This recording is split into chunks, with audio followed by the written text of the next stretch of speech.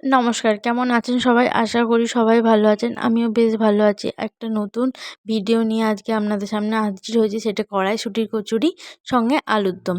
কড়াইশুঁটি কচুরির জন্য প্রথমেই কড়াইশুঁটি, আদা, কাঁচা লঙ্কা ফাইন পেস্ট করে নিতে হবে।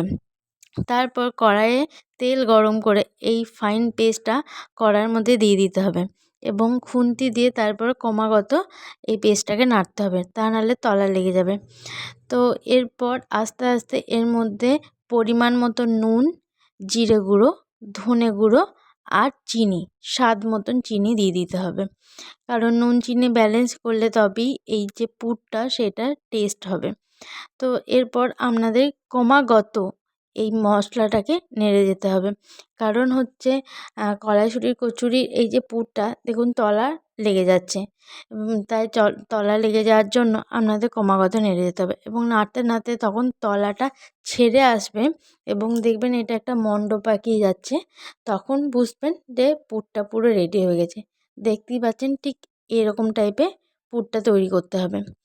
এরপর ওপর থেকে একটু চাট মশলা দিয়ে নেড়ে চেড়ে নামিয়ে নিলেই তৈরি হয়ে যাবে কড়াইশুঁটির কচুরির পুরটা। তো আপনারা দেখতে থাকুন। এরপরেই আমরা তৈরি করে নেব এই কড়াইশুঁটির কচুরির জন্য ময়দার ডোটা। তো ময়দার ডোটা মাখার জন্য প্রথমেই ময়দা নিতে হবে, তাতে পরিমাণ মতো নুন দিতে হবে। নুনটা ভালো করে ময়দার সঙ্গে মিশিয়ে নেওয়ার পর ময়ানের জন্য লাগবে সাদা তেল। পরিমাণ মতন সাদা তেল দিয়ে দেবেন, একটু তেলটা বেশিই দেবেন যাতে ময়ামটা ভালো দেয়া হয়। তারপরে খুব ভালো করে এটা মাখতে হবে এবং এই যে মুঠো হয়ে যাচ্ছে তাহলেই বুঝতে পারবেন খুব ভালোভাবে এটা ময়াম দেওয়া হয়ে গেছে। এরপর অল্প অল্প করে জল দিয়ে এটাকে সুন্দর একটা ডো তৈরি করে নিতে হবে।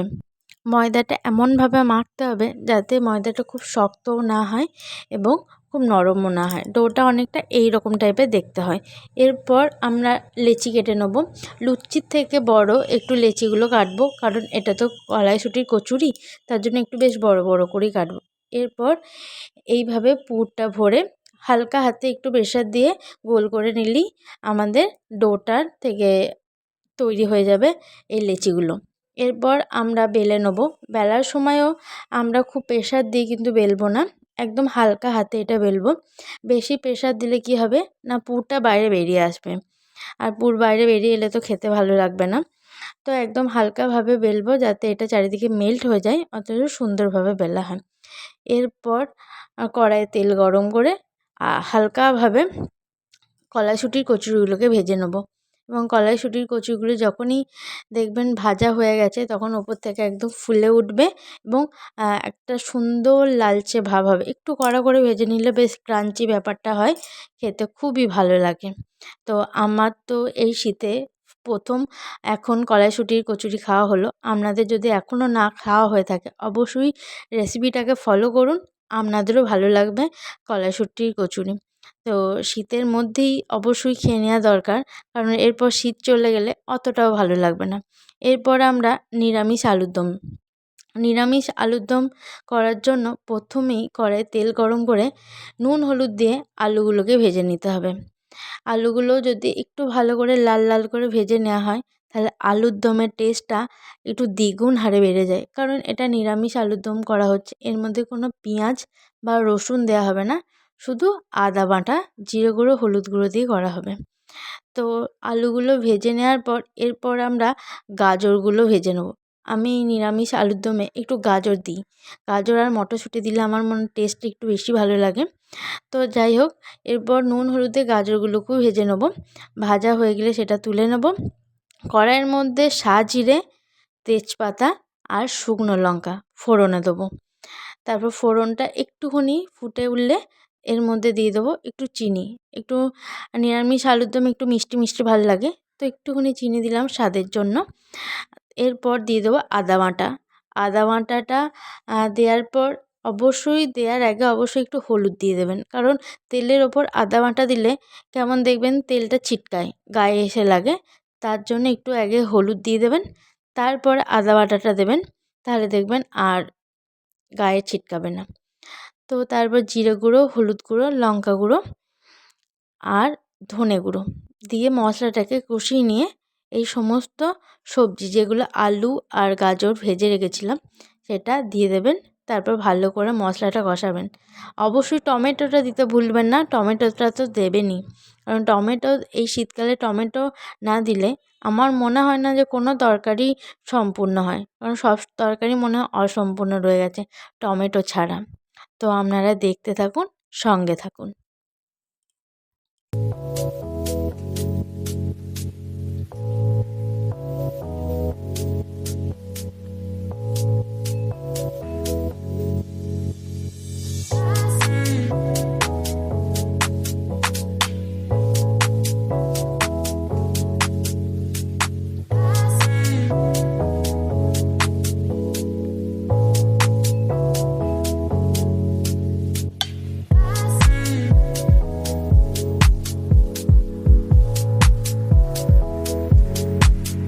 এখন মশলার সঙ্গে আলু ও গাজরকে ভালো করে কষিয়ে নিতে হবে, কারণ যত ভালো করে কষিয়ে নেওয়া হবে সবজির সঙ্গে মশলা, তত ভালো টেস্ট হবে।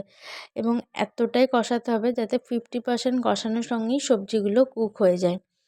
এরপর কষানো হয়ে গেলে পরিমাণ মতন উষ্ণ গরম জল এর ওপর থেকে ঢেলে দিতে হবে, এবং তারপরে যখন আলু সিদ্ধ হয়ে যাবে এবং মাখা মাখা হয়ে যাবে, তখন ওপর থেকে গরম মশলা ছিটিয়ে নামিয়ে নিলেই তৈরি হয়ে যাবে আমাদের নিরামিষ আলুর দম। আর এই নিরামিষ আলুর দমটা দেখতে যেমন সুন্দর হয়েছিল, খেতেও খুব সুন্দর হয়েছিল। আর এই রকম নিরামিষ আলুর দম ও কড়াইশুঁটির কচুরি যদি আপনাদের ভালো লেগে থাকে, তবে অবশ্যই এই রেসিপিটা ফলো করতে হবে। আর এই রেসিপিটা ফলো করলেই আপনাদের একদম সুস্বাদু গরম গরম কড়াইশুঁটির কচুরি আর আলুর দম আপনারা তৈরি করতে পারবেন। তো কেমন লাগলো অবশ্যই ভিডিওটা কমেন্ট বক্সে জানাবেন। ভালো থাকবেন, নমস্কার।